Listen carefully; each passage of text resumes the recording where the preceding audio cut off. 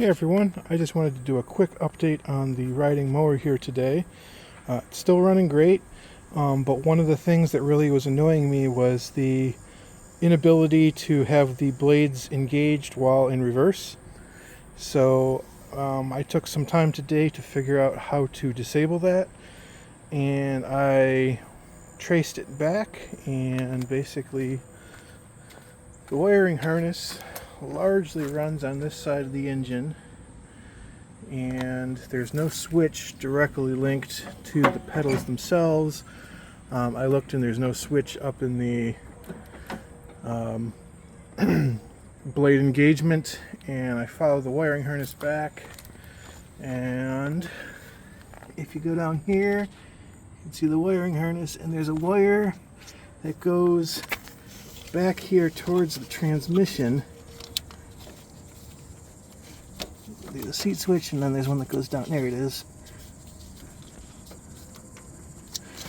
And they followed it along,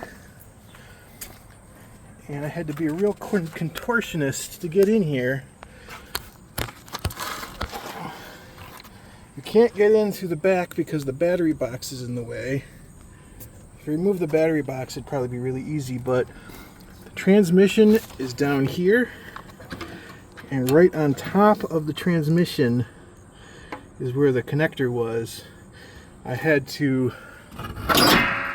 lower this all the way down so I could reach my hand through in here and kind of reach up and kind of grab it up there and pulled it straight up, and that disconnected the wire. You can kind of see it dangling down there right now, and disconnecting that, and now I can put the mower in reverse while having the blades engaged. So I am going to grab that wire, tape it up so it doesn't get caught in anything, just in case I ever do want to reconnect it. But that's the wire you need to disconnect if you want to disengage the blade safety when you're in reverse.